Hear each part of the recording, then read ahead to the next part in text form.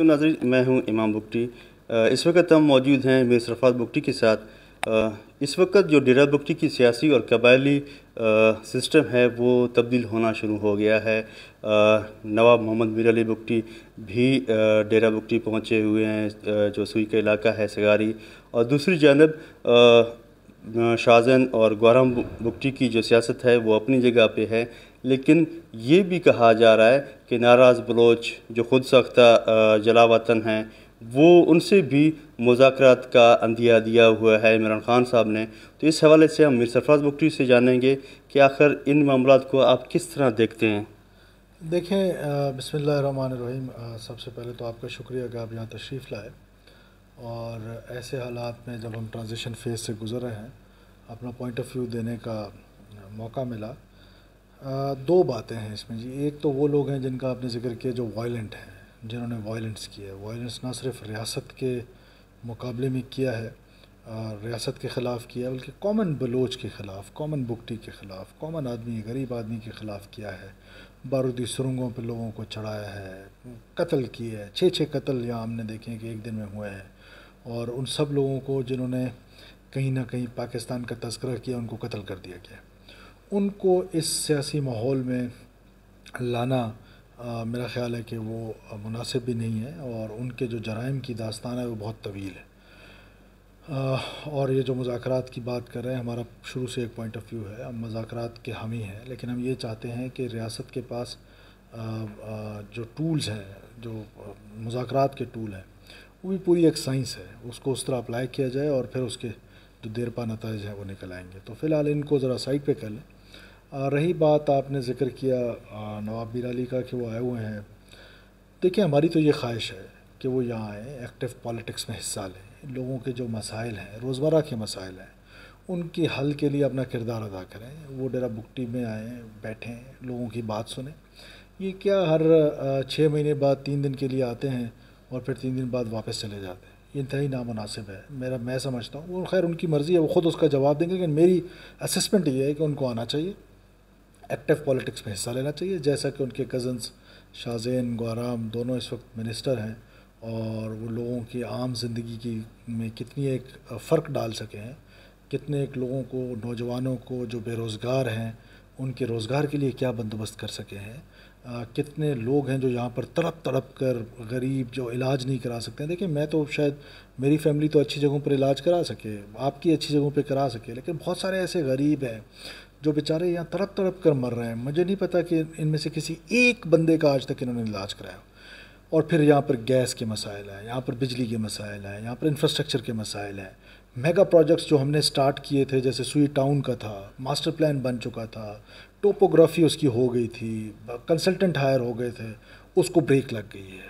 Water supply scheme تھا سوئی کا، اس کو بریک لگ گئی ہے۔ واٹر سپلائی اسکیم پیر کو تھا، واٹر سپلائی اسکیم زین کو تھا، یہ سارے میگا پروجیکٹس تھے اس علاقے کے، ان علاقوں کے، ان پر کوئی توجہ نہیں ہے۔ یہ وہ مسائل ہیں، وہ ہر پولیٹیشین کو، چاہے وہ نواب ہو، سردار ہو۔ ایک بات تو میں آپ کو بڑا کلیئر کر کے بتا دوں کہ ہماری جدوجہد جو ہے وہ جدوجہد اس پر ہے کہ کسی کو کسی پر کوئی فوقیت حاصل نہیں ہے۔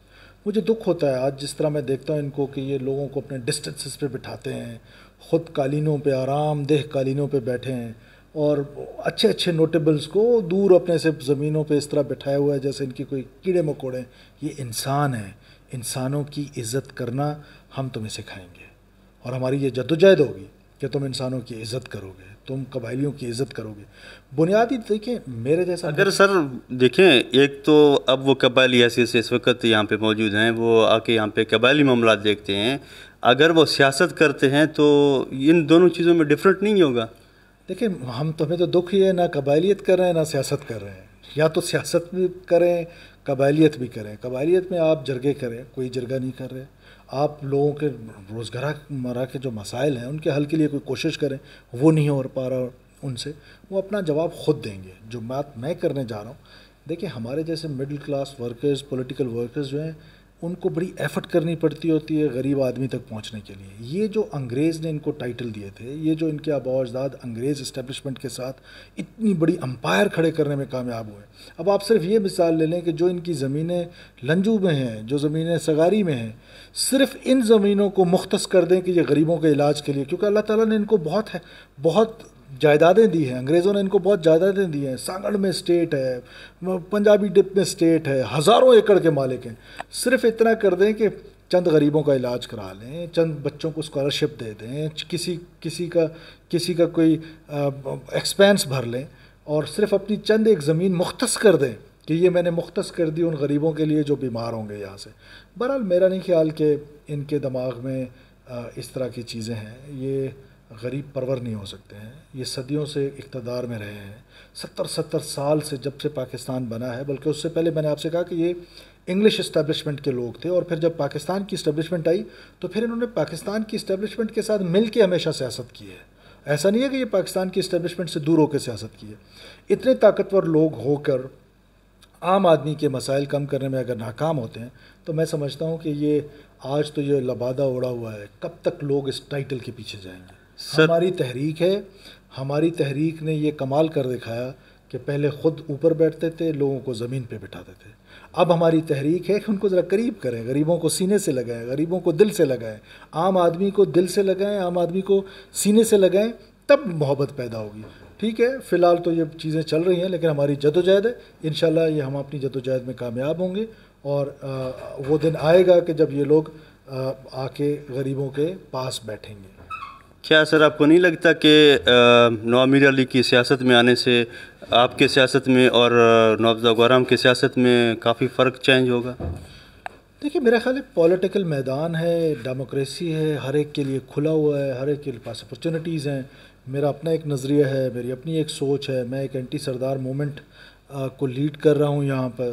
میں سمجھتا ہوں کہ یہ جو سرداری سسٹم ہے, یہ جو غریب عوام کا استحصالی سسٹم ہے, میں اس کے خلاف ایک جدوجہد کر رہا ہوں. جو لوگ مجھ سے ایگری کریں گے وہ میرے ساتھ ہوں گے, جو ان کے ساتھ ایگری کریں گے کہ نہیں سردار کو یہ اختیار ہے کہ وہ اوپر بیٹھے گا, باقی غریب زمین پہ بیٹھیں گے, سردار کام نہیں کرے گا, بس اس کا سایہ کافی ہے, تو وہ ہر ایک نے اپنا سوچنا ہے کہ آیا سایہ والے کے ساتھ دینا ہے یا ہمارے نظریے کا ساتھ دینا ہے. کہ ہماری پہچان ہی کام ہے. اگر ہم کسی کا کام کریں گے تو دو لوگ ہمارے پاس آئیں گے, اس بنیاد پہ نہیں آئیں گے کہ ہمارے پاس کوئی ٹائٹل ہے, وہ بھی کسی اور کا دیا ہوا. سر اگر کل نواب آئے ہوئے نواب میر علی, تو وہ کہتے ہیں, وہ دعوت نامہ بھیجتے ہیں یا آپ ان کے پاس جاتے ہیں, ایک سیاسی علاقہ ہو جاتا ہے, اگلے الیکشن میں آپ لوگ ساتھ الیکشن لڑیں, کیا یہ ممکن ہے؟ دیکھیں, پالیٹکس میں ڈور of dialogue is always open. Politics میں کوئی پرماننٹ انیمی نہیں ہوتا, کوئی پرماننٹ فرینڈ نہیں ہوتا. نظریہ ہمارا اپنا اپنا ہے.